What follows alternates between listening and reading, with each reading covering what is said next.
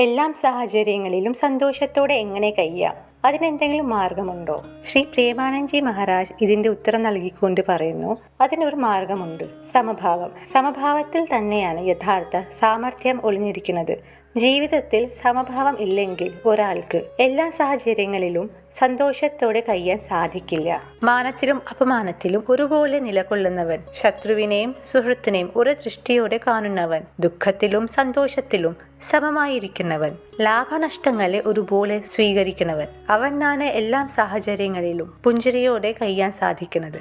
മഹാരാജ് പറയുന്നത്, നാം കൂടുതൽ നാമജപം ചെയ്യുമ്പോഴും ശാസ്ത്രങ്ങളുടെ സ്വാധ്യായം ചെയ്യുമ്പോഴും സത്സംഗം കേൾക്കുമ്പോഴും പതിയെ പതിയെ നമ്മുടെ ഉള്ളിൽ സമഭാവം ഉദിക്കുന്നു. അതുകൊണ്ട് ജീവിതത്തിൽ ഈ 3 കാര്യങ്ങൾ നിർബന്ധമായും ഉണ്ടായിരിക്കണം: നാമജപം, ശാസ്ത്ര സ്വാധ്യായം, സത്സംഗം. ഈ 3 കാര്യങ്ങളും നമ്മുടെ ജീവിതത്തിൽ വന്നാൽ നമ്മുടെ ഉള്ളിൽ സാമർഥ്യം ഉണരുന്നു. സാമർഥ്യത്തിൽ നിന്ന് സമഭാവം ഉദ്ഭവിക്കുന്നു. സമഭാവം വന്നാൽ ആ സാമർഥ്യം ജീവിതത്തിൽ സ്ഥിരമായി നിലനിൽക്കുന്നു. ഹരേ കൃഷ്ണ, രാധേ രാധേ.